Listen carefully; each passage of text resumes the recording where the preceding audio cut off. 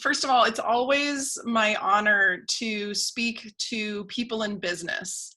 And here's why. Because I think about people in business as leaders in our community.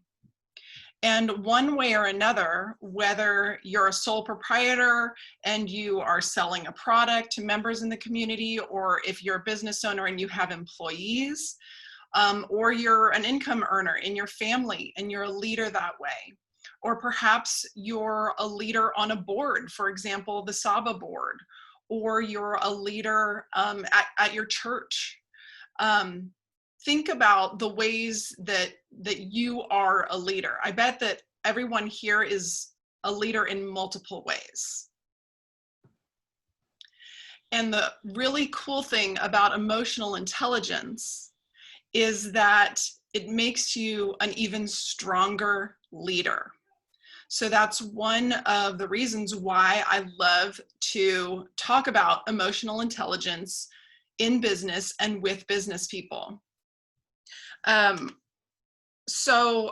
and not only that, but when you operate in an emotionally intelligent way and you operate your business in an emotionally intelligent way, you have the potential for greater ripple effects within the community. Like your leadership is going to have an even greater impact, which is awesome because we want those emotionally intelligent ripples throughout our community. It's a good thing for everybody.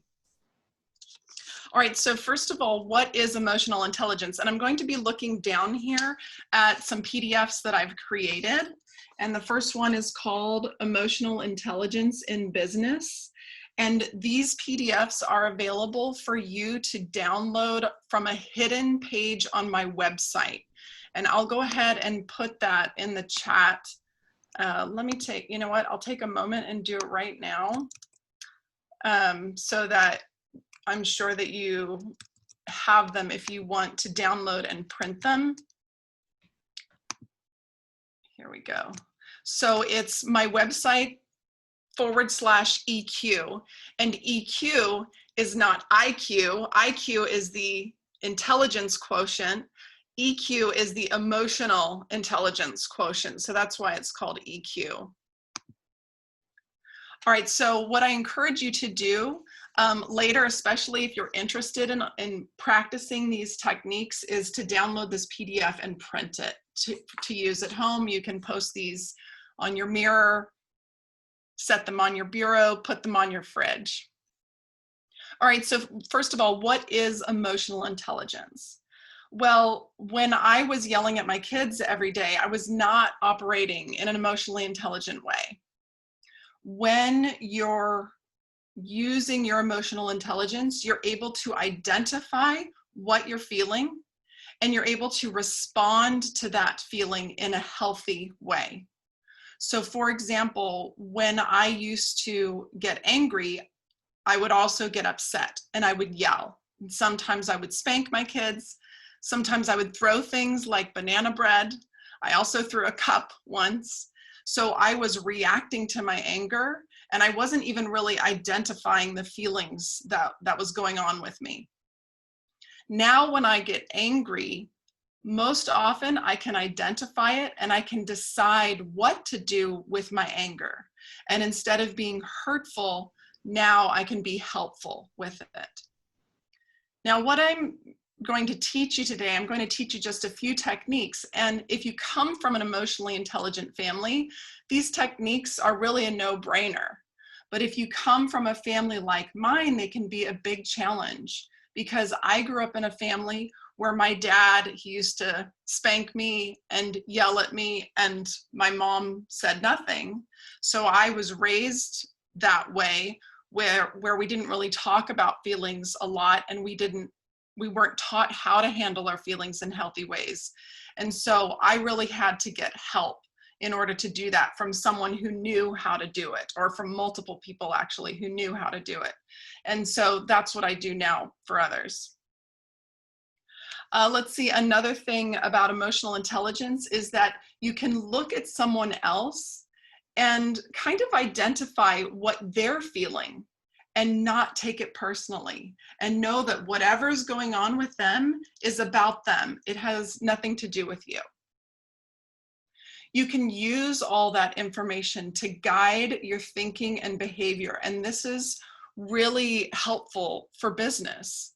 So if you can identify how you're feeling about something, then you can use that to help you make decisions. So for example, I used emotional intelligence strategies and a technique I'm going to teach you today, basically to fire someone early this year, or someone who was helping me with my book.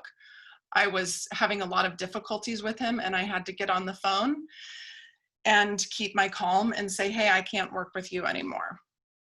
Okay. So if you're dealing with a really tough situation, those emotional intelligence strategies really become useful. Something else really great as you advance in your emotional intelligence that you can do is you can adjust your feelings. Sometimes, not always. But let's say that you're about to give a presentation and you want to feel a certain way. You can notice how you're feeling and actually change how you're feeling. And I'll teach you how to do that in a moment. So when you can do that, it can really be helpful as well. In general, your thoughts, feelings, and actions are aligned. So you're not thinking one thing and then acting in another way and feeling in a totally different way. When you are operating in an emotionally intelligent way, your thoughts, feelings, and actions are usually lined up. Now, the Emotional Intelligence Network has done a lot of research on emotional intelligence in business, and it's really amazing the statistics that they have. They've done a whole report on the research, and the benefits for business are better relationships. The people feel safe and cared for, because if you're an emotionally intelligent boss, you're not yelling at your employees, right? You have increased employee retention because of that. There's a lot more employee engagement and healthy problem solving. There's even more efficiency, because when you're in an environment where people feel safe and cared for, their brains work better. And then as a big bonus to all of that, you also have higher sales, because your salespeople are able to develop more trust with people. All right, so the first technique that I'm going to teach, that's my second PDF here. I call it the perfect yawn. And actually, I'm going to change my mind. Before I teach the perfect yawn, I want to teach you how to call up some certain feelings. All right? So, yes, thanks, Frank. Yes, thanks, Dagan. We're calling them up. We're saying, hey, let me call you up. All right. First, I'm going to have you call up a feeling that's kind of uncomfortable.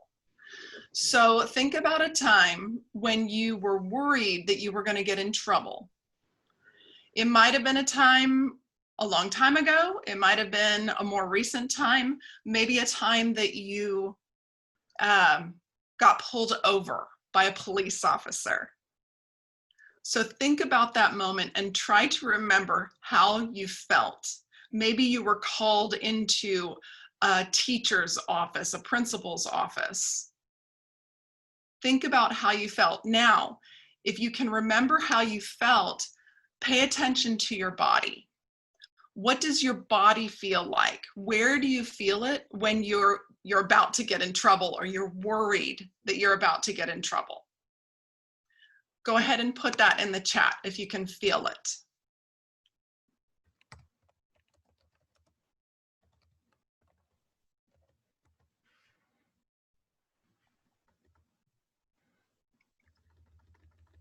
Stomach, gut, head, my gut, butterflies in stomach. Okay, do you hear a theme here? Gut. All right, chest and throat, that's also common. So there's also been research done, y'all, this is amazing, that across humanity, globally, people tend to feel their feelings in very similar ways. So oftentimes, when you feel nervous, you feel sort of like your stomach is upset.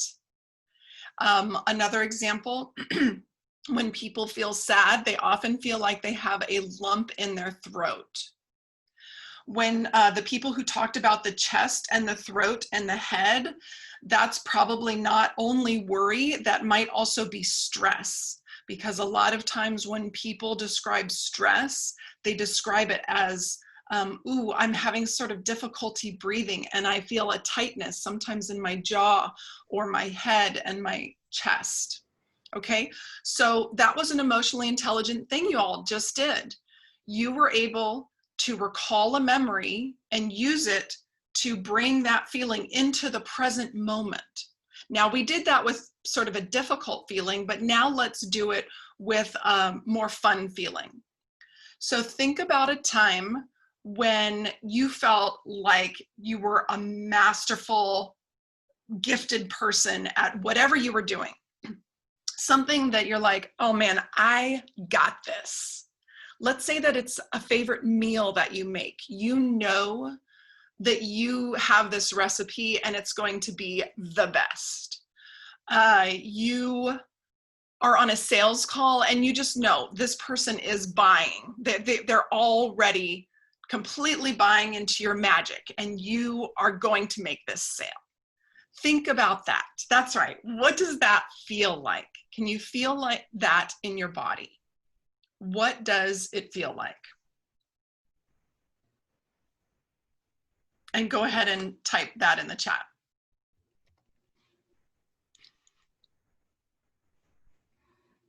So we have walking on air, cash signs, happy, feel it in my head, sexy, energy.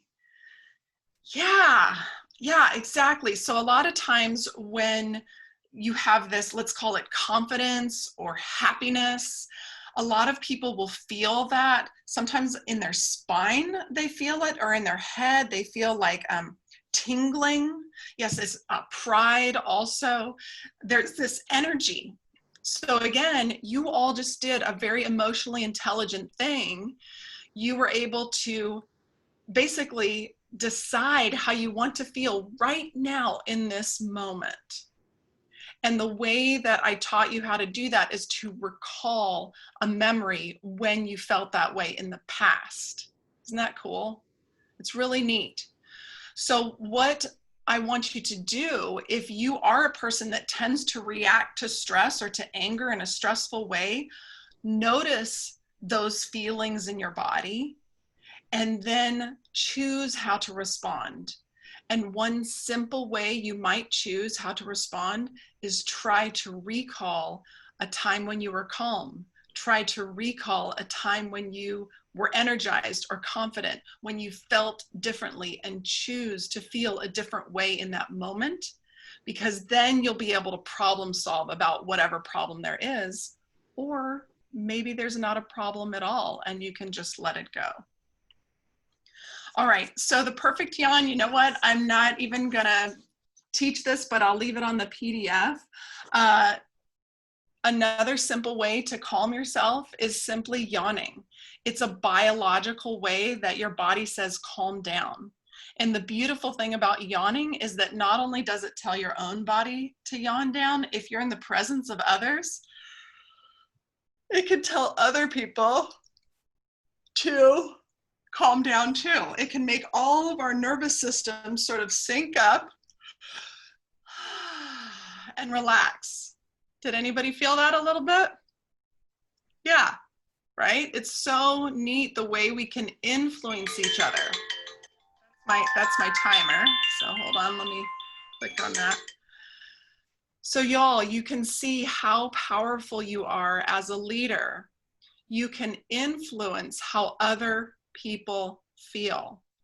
You can influence them down the stressful path, or you can influence them down the calm and problem-solving path. You see that? Isn't that amazing? Let's see.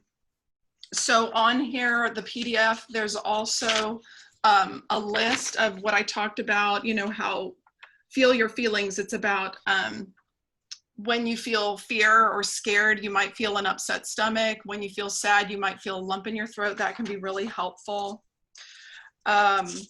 This is also one of my favorite techniques. It's called Connect.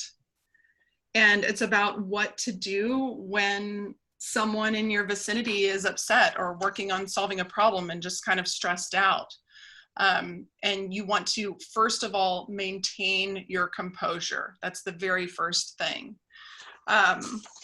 Let's see. So there's some extra bonus pages in here, and I hope that they're helpful for you in your business.